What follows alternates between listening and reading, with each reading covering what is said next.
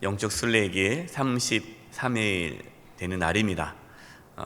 또 우리 영상으로 함께 영적 순례길 걸어가셨던 분들 수고 많으셨고, 또 이 자리에 함께한 여러분들도 정말 수고 많으셨습니다. 이제 시작이니까 이것을 야 끝났다, 영적 순례길 다 했다 하지 마시고 이제 시작이에요. 이제 각자가 또 영적 순례길을 끝까지 잘 걸어갈 수 있기를 부탁드립니다.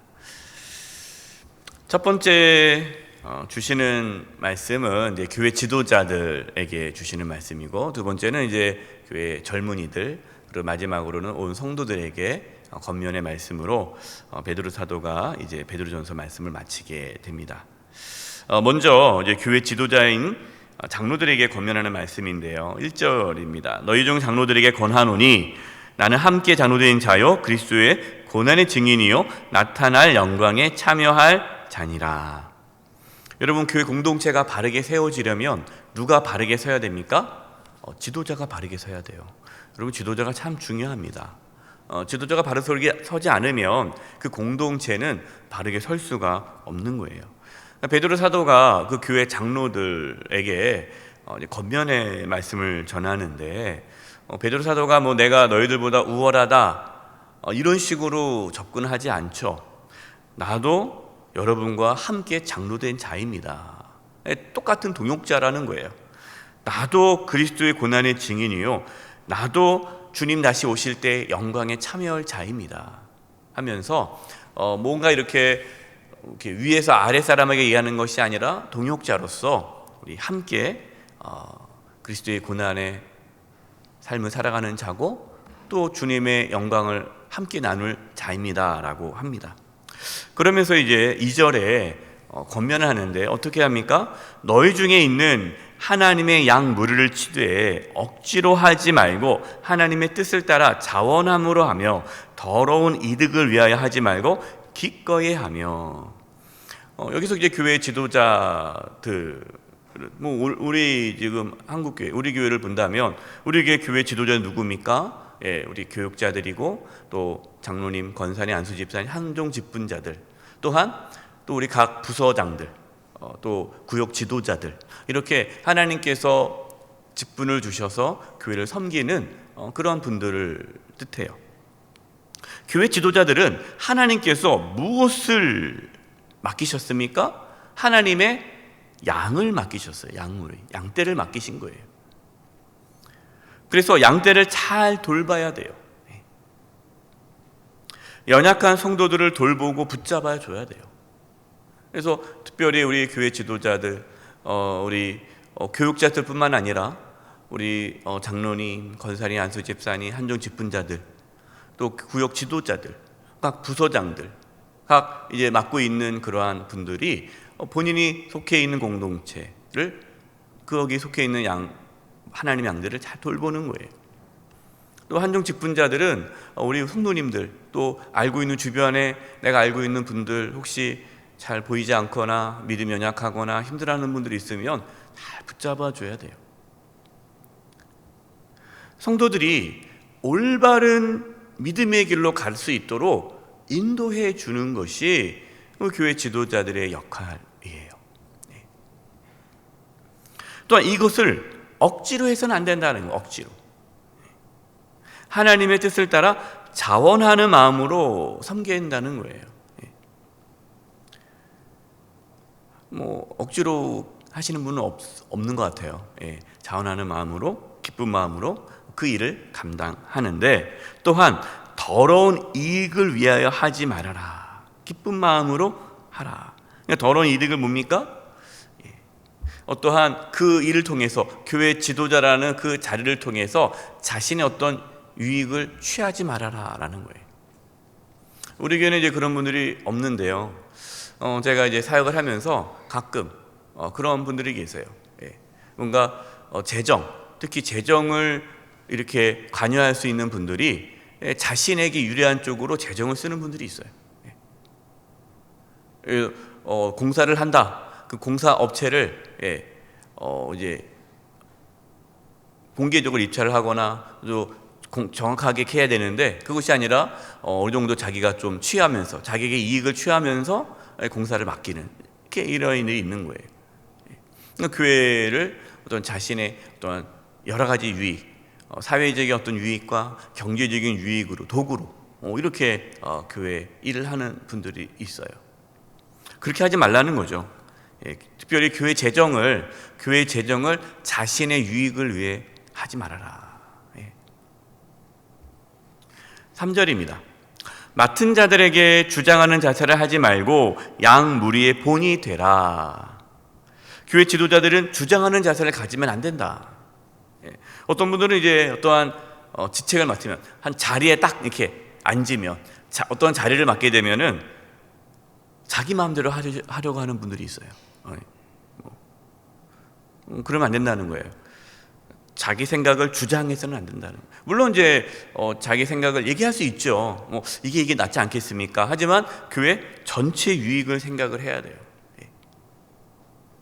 그런데 이제 그런 분들이 있어요. 이제 부서 이기주의. 교회 안에 여러 또 공동체가 있지 않습니까? 그러면 자기 부서가 잘 되게 하려고 교회 전체적으로는 보지 않아요. 그냥 무조건 자기 부서예요. 어떻게 하든 자기 부서 예산 갖고 오려고 그러고 자기 부서 이렇게, 이거는 잘못된 모습이죠. 교회 전체의 유익을 생각을 해야 돼요. 그래서 교회 지도자들은요, 전체를 봐야 되고 공동체 전체 유익이 무엇인지를 생각을 해야 됩니다. 교회 지도자들은 모든 성도의 본이 되는 말과 행동을 해야 돼요. 양무리의 본이 되어야 돼요. 본. 그렇기 때문에 여러분, 특별히 한중 직분자 분들은 세상적인 삶의 모습을 버려야 됩니다. 한중 직분자 분들인데 모임에 가서 술을 드시고 취하고 방탕하고 세상 사람들처럼 똑같이 그렇게 농담하고 그렇게 구분되지 않은 삶을 살아간다면 여러분, 그것은 정말 본이 되지 않죠. 그렇기 때문에 한중 직분자들은 더욱더 본이 되는 말과 행동을 해야 되는 거예요. 4절입니다. 그리하면 목자장이 나타나실 때에 시들지 아니하는 영광의 관을 얻으리라. 목자장이 누구십니까? 예수님. 교회 지도자들은 목자예요. 저는 그렇게 생각하지 않아요. 어떤 분들은 이렇게 목회자들, 목사님은 목자고 성도들은 다 양이고, 저는 그렇게 보지 않습니다. 성경이 그러진 않아요. 왜냐하면 교회 지도자들이 있단 말이에요. 그러니까 교회 안에 평신도 지도자들이 있어요. 그분도 목자예요. 그래서 저는 그분들이 저희 동역자로 생각을 하지, 물론 이제 또 하나님께서 우리 목회자들이 또 섬겨야 될, 또 하나님께서 맡겨주신 양이기는 분명하지만 또 하나 함께 양을 돌봐야 할 목자라는 거예요. 그래서 우리 한중 직분자들, 또 교회 지도자분들, 목자라는 생각 갖고 사셔야 돼요. 저도 목자고 여러분도 목자고, 목자장은 누구예요? 예수님. 예수님 한 분만이 목자장이에요. 저도 양이고, 그래서 우리가 함께 주님을 따라가는 거예요. 이렇게 충성스럽게 하나님께서 주신 사명을 잘 감당한 교회 지도자들은 예수님께 다시 오실 때 영광의 면류관을 얻게 될 것이다 라고 말씀합니다. 저는 소망합니다. 우리 모든 교육자, 또 우리 한중 직분자들, 또 교회 우리 또 직분을 맡고 있는 우리 교회 지도자 모든 분들, 주님 다시 오실 때 영광의 면류관을 받을 수 있기를 바랍니다. 그걸 사모하셔야죠. 5절입니다. 젊은 자들아, 이와 같이, 이 젊은 자들은 누굽니까? 이제 교회 지도자들이 아닌 이제 다른 이제 성도들을 말하는 거예요. 젊은 자들아, 이와 같이 장로들에게 순종하고 다 서로 겸손으로 허리를 동이라. 하나님은 교만한 자를 대적하시되 겸손한 자들에게는 은혜를 주시느니라. 성도들은 교회 지도자들을 잘 따라야 한다라는 거예요. 순종해야 한다는 거예요. 이게 교회 질서죠. 그래서 교회에 이제 당회가 있으면 또 각 또 위원회가 있지 않습니까? 그러면 각 부서나 또 위원회에서 어떤 의견이 있어도 당회에서 여러 가지 고려해서 이렇게 하는 게 좋겠습니다를 결의했다면 또 따라가는 거예요. 이게 이제 교회 질서죠. 근데 이제 당회에서 어떤 걸 결의를 했는데, 그게 왜 그러냐, 이게 옳지 않다, 이렇게 해야지 왜 그렇게 하냐, 이렇게 나와버리면은 교회가 질서가 무너지는 거고, 이렇게 공동체가 세워질 수가 없는 거죠. 여러분, 순종하려면 뭐가 필요할까요? 순종하려면 겸손해야 돼요. 겸손하지 않은 사람은 순종하지 않습니다. 그래서 신앙에서 중요한 덕목이 무엇이에요? 겸손이에요. 겸손. 하나님께서는 교만한 자를 대적하시고 겸손한 자에게 은혜를 주신다, 그런 겁니다. 그럼 겸손이 참 중요해요. 6절, 그러므로 하나님의 능하신 손 아래에 겸손하라. 때가 되면 너희를 높이시리라. 왜 우리가 겸손해야 합니까? 때가 되면 하나님께서 높이시기 때문이에요. 여러분이 겸손이라는 것은요, 그냥 단순히 저는 아무것도 못합니다, 제가 부족합니다, 이게 겸손이 아니에요. 겸손이라는 것은 뭐냐면 하나님의 그 전능하신 손 아래에 있는 거예요. 그게 뭐냐면 하나님의 다스림을 받는 것, 하나님 앞에 굴복하는 것, 이게 겸손이에요. 하나님을 의지하는 것, 하나님을 바라보는 것, 이것이 겸손이에요. 그러니까 지금 극심한 박해와 환난 가운데 있는 우리 성도들에게 겸손히 하나님을 바라보아라. 하나님께서 때가 되면 너희를 높여주실 것이다. 여기서 높여준다, 그럼 뭘 높여줄 거야? 두 가지 의미가 있어요. 하나는 우리가 이 땅에서 살아가면서 하나님께서 우리를 높여주신다, 우리를 회복시켜 주신다라는 거예요. 여러분, 우리가 겸손히 정말 하나님 앞에 엎드리고, 또 우리가 어떠한 교회 지도자들에게 또 겸손하게 순종하고 잘 따르고, 이렇게 우리가 겸손한 신앙생활을 하면요, 우리 상황에, 우리 각자의 또 여러 가지 상황이 있지 않습니까? 또 어려움도 있지 않습니까? 하나님께서 그 모든 환난에서 우리를 건져주시고 회복시켜 주세요. 우리를 높여주십니다. 또한 이 땅에서만이 아니라 또 우리 궁극적으로 주님 다시 오실 때 우리는 하나님께서 우리를 높여주시죠. 그렇기 때문에 이 두 가지예요. 지금 이 초대교회 성도들, 이 땅에서는 하나님께서 박해 가운데 순교할 수 있지 않습니까? 그럼 이 땅에서는 세상적으로 높임을 받을 수 없을지라도, 그러나 그들을 하나님께서 반드시 높여주신다라는 거예요. 7절입니다. 그렇기 때문에 너희 염려를 다 주께 맡기라. 이는 그가 너희를 돌보심이라. 염려를 주께 맡기라. 지금 이 초대교회 성도들 염려할 수밖에 없죠. 또 우리도 살아가면서 염려할 수밖에 없지 않습니까? 여러분, 믿음이 있어도 우리는 염려할 수밖에 없어요. 근데 그 염려를 어떻게 하라는 거예요? 염려하지 말라는 것이 아니라 염려를 주께 맡기라. 여러분, 이게 믿음이에요. 믿음이 뭡니까? 내가 갖고 있는 염려를 주님께 맡기는 게 믿음이에요. 왜 그렇게 해야죠? 주님께서 돌봐주시기 때문에. 주께 맡기라. 그가 너희를 돌보심이라. 여러분, 이것을 믿을 수 있기를 바랍니다. 여러분의 염려를 주님께 맡기십시오.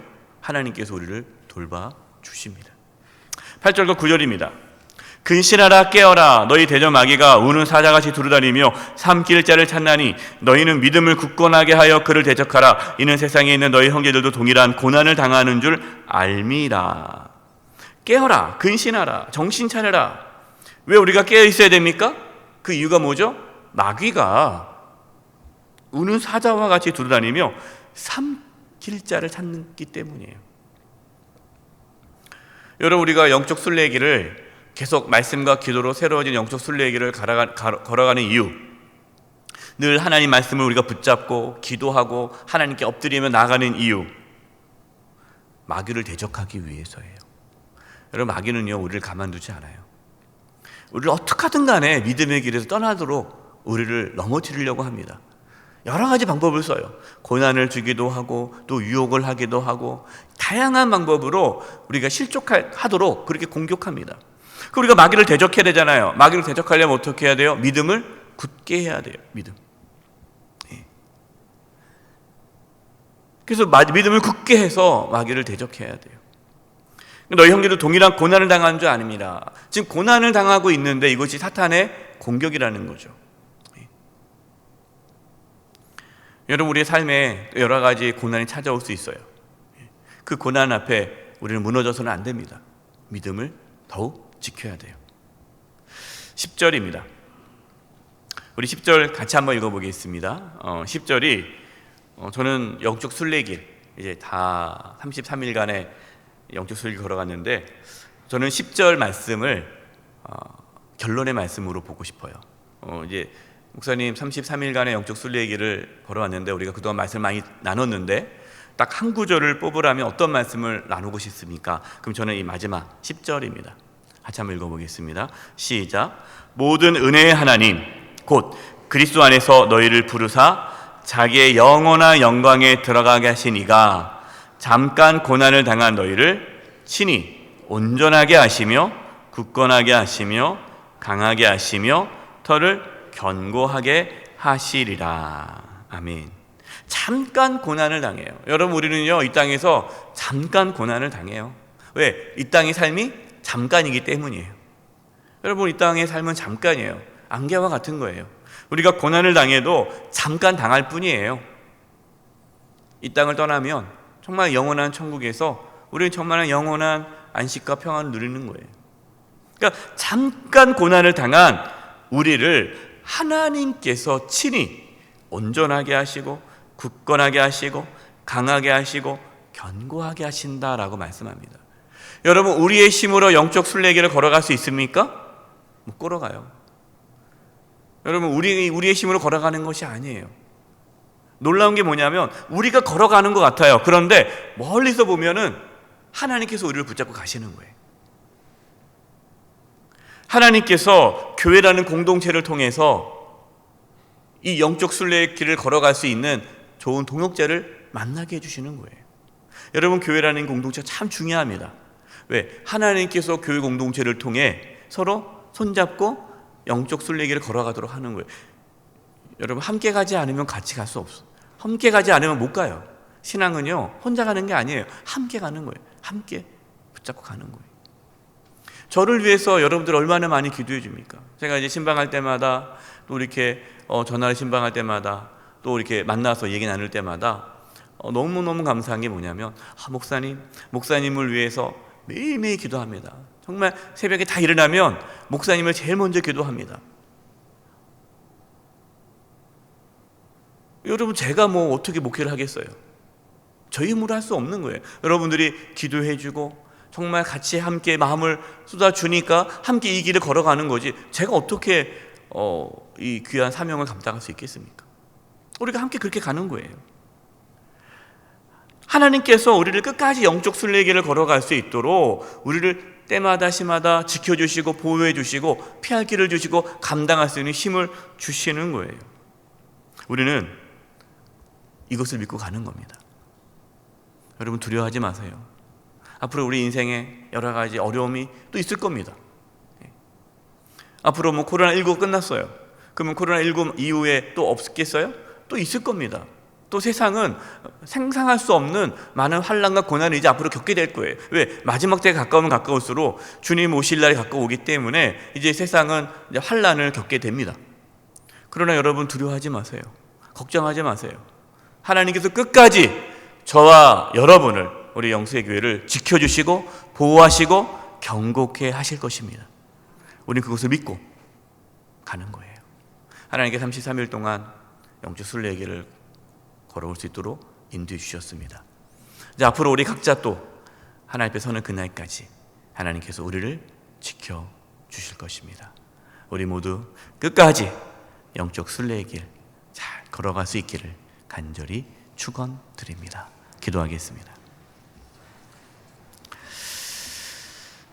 하나님 아버지, 33일간 영적 순례의 길을 잘 걸어갈 수 있도록 건강 주시고 믿음 주시고 붙잡아 주심을 감사합니다. 고린도전서, 베드로전서 말씀을 묵상하고 또 기도하며 나아갈 때 하나님께서 은혜 주시고 여기까지 인도해 주심을 참 감사드립니다. 하나님, 저희들 연약합니다. 하나님께서 붙잡아 주지 않으시면 영적 순례의 길을 끝까지 갈 수 없음을 고백합니다.